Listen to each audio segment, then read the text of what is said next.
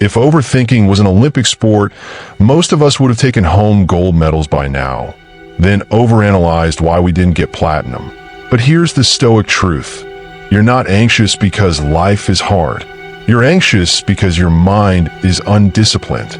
Marcus Aurelius didn't have time to sit around spiraling about what someone said to him in a Roman group chat. So why should you? In this video, we're diving deep into how the ancient Stoics killed overthinking, and how you can too. Before we dive in, don't forget to like and subscribe to help our journey grow. And make sure to watch till the end, because the final point might be the one that changes everything for you. Number 1, identify what's yours and what's not. One of the most powerful Stoic ideas comes from Epictetus. Some things are up to us and some are not. It sounds simple, almost too simple, but most overthinking happens when we blur that line. We agonize over people's opinions, past mistakes, or outcomes we can't control, forgetting they don't even belong to us. It's like renting a car and worrying about its long-term maintenance. Pointless. The first step in killing overthinking is drawing a bold line between what you can influence and what you can't. Are you stressing about whether they'll text you back? That's their choice. Are you worried about how your project will be received? Focus on the quality of your work, not the applause. The Stoics trained their minds to let go of results and stay present in their efforts. Ironically, once you detach from outcomes, your performance improves. When you stop obsessing about being perfect, you show up more authentic. That's a magic in Stoicism. It doesn't suppress your thoughts. It teaches you which ones are worth your time. It's like mental minimalism. Only keep what serves you. So the next time your thoughts start spinning like a broken washing machine, pause and ask, is this within my control? If it's not, toss it. If it is, act on it. No in between. The Stoics weren't superhuman. They were just brutally honest about what mattered. Number 2, use negative visualization to calm your mind. Now, this one sounds weird at first, but hear me out. The Stoics practiced premeditatio malorum, imagining the worst-case scenario. Why? Because preparing your mind for the worst actually sets it free. Instead of fearing every possibility, you neutralize it before it strikes. It's not pessimism, it's peace through preparation. Imagine you're dreading a big presentation. Instead of spiraling into, what if I mess up? The Stoic visualizes it. Okay, I stutter. They laugh. I survive. I do better next time. Suddenly, the monster under the bed is just a sock with googly eyes. By facing the fear in your mind, it loses its grip over you. This mental strategy is like fireproofing your emotions. When things go wrong, and they will, you're not caught off guard. You've already rehearsed your response. The Stoics didn't overthink because they had mentally walked through disaster so many times, it just didn't scare them anymore. Try this. Next time your brain goes full detective mode, pause and visualize the worst outcome. Then calmly remind yourself, I can handle it. This isn't about becoming cold. It's about becoming cool under pressure. Number 3, kill the thought with action. Overthinking is often the body's signal that the mind is doing all the work while the hands are idle. Seneca said, we suffer more in imagination than in reality. Why? Because we think, then think about what we thought, and then think about that thinking. It's an endless mental Zoom meeting with no breakout room. The Stoics believe that action is the antidote to anxiety. Don't know what decision to make? Make the best one you can with what you know, and course correct later. The enemy of overthinking isn't more thinking, it's movement. Even a wrong step is better than no step at all. You don't overcome overthinking by perfectly solving every problem in your head. You do it by starting. Write the email, take the walk, record the video. Progress is built brick by brick, not brainstorm by brainstorm. Clarity is earned through doing, not doubting. So if your mind is sprinting in circles, stop it with your feet. Literally, stand up, clean your desk, go for a walk. Let your body signal to your mind, we're doing something now. It's hard to ruminate when you're in motion. Number 4, practice present-mindedness like a Stoic monk. Marcus Aurelius wrote, confine yourself to the present. It's deep and also incredibly practical. Most overthinking is either regret about the past or fear of the future. But life happens in the now. Not yesterday, not tomorrow, just this breath, this step, this sentence. We often think the present moment is too small to fix anything, but that's the illusion. The present is all there ever is. You can't change the past. You can only learn from it. You can't control the future. You can only prepare for it. The Stoic mind learns to see the present as sacred ground, not filler space between anxieties. One method to anchor your mind in the now is through mindfulness. You don't need incense or a Himalayan singing bowl. Just pause and notice. What do I hear? What do I feel? What can I do right now that matters? No philosophy degree needed, just attention. And if your thoughts still try to drag you into the past or future, smile at them like an old friend who talks too much. Then gently return to the now.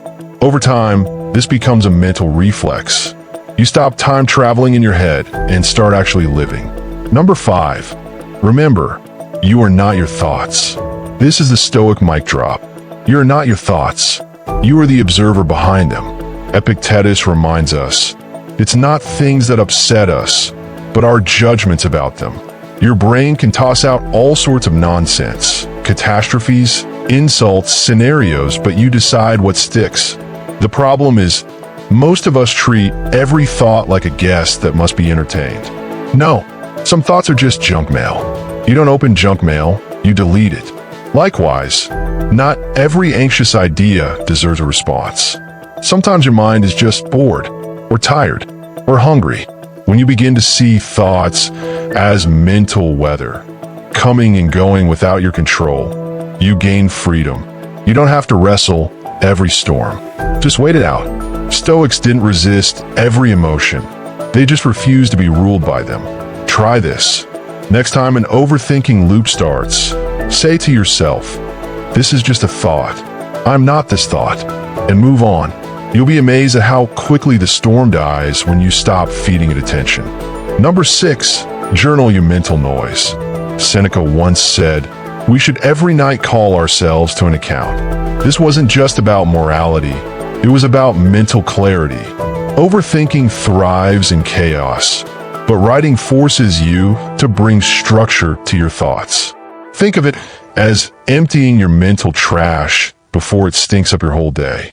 When you journal, you pull thoughts out of the swirling fog and put them on paper.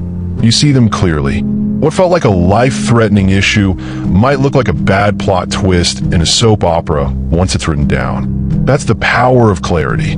Overthinking hates it. You don't need to write a novel.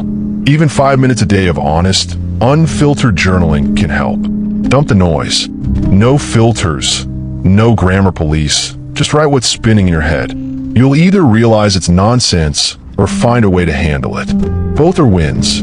Think of journaling like talking to a wiser version of yourself. One who's calm, objective, and not hopped up on emotion. It turns your anxious mind into your own therapist. And the pen? That's your sword against mental overload. Number 7, set a time limit for worry. Let's face it, completely stopping overthinking might be a little too ambitious at first. The Stoics would call that unrealistic, and they hated that. Instead, give your worry a curfew. Literally, Seneca would approve. He wrote about keeping thoughts within bounds. So put a leash on them. Schedule 10 minutes a day to worry. That's it. Go wild. Panic, spiral, catastrophize, get it all out. But once the timer's up, you're done. Like a responsible parent shutting down a noisy party. You tell your brain, all right, that's enough. Back to peace. This practice retrains your brain to stop making overthinking your full-time job.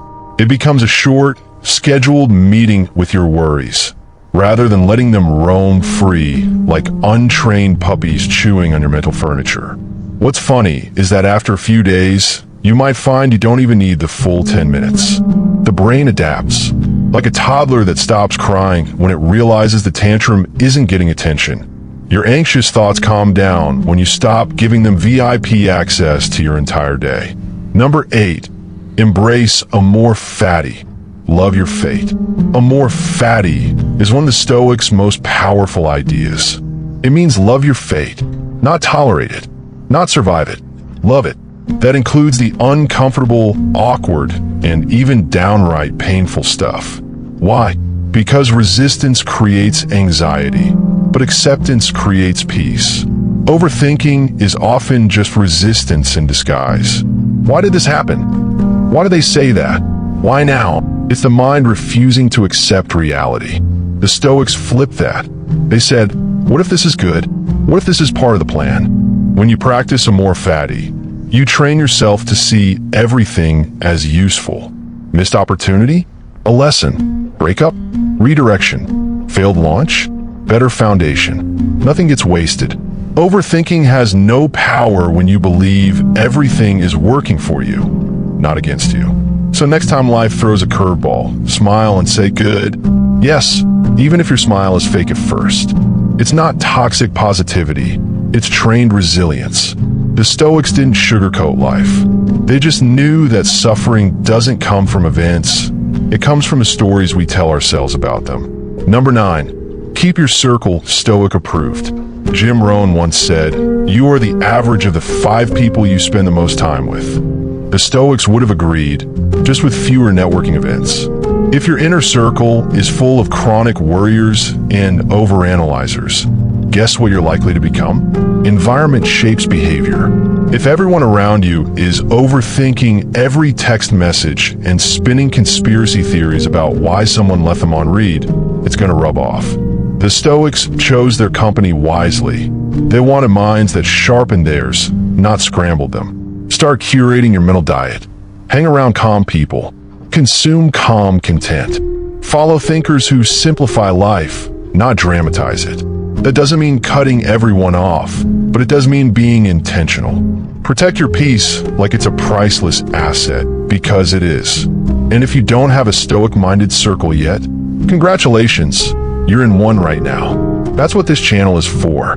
To build a community of warriors who don't let their thoughts run the show. So keep watching, keep learning, and stay sharp. Number 10, accept the mystery. Lastly, here's one that might not sit well with the control freak in all of us, but it's Stoic gold. You're not supposed to have all the answers. And that's okay. You don't need to know how everything will turn out to live well today. Aurelius wrote, don't demand that things happen as you wish, but wish them to happen as they do. Sometimes, overthinking is just our ego trying to play God. We want to predict every twist, secure every outcome, decode every interaction. But life doesn't hand out cheat codes. Instead, the Stoics embraced the mystery. They focused on living rightly today and trusted that the rest would unfold as it should. They didn't need the map to walk the path. Their mindset was simple. Do your duty and let the rest go. If you're caught in a loop of needing to figure everything out, pause and remember, not knowing is part of the human experience. The universe isn't a puzzle you were meant to solve. It's a journey you were meant to walk, preferably with a calm mind, a steady heart, and maybe a good playlist. You've now got 10 powerful Stoic tools to stop overthinking in its tracks, from controlling only what's yours to embracing the unknown. These aren't just tips, they're ancient weapons for modern minds. Use them, sharpen them, revisit them when your brain starts doing cartwheels at midnight. And hey, if this brought you clarity, don't forget to like and subscribe. Support the journey, join the tribe, and remember, your thoughts are not your master. You are. Stay grounded, stay sharp, and I'll see you in the next one.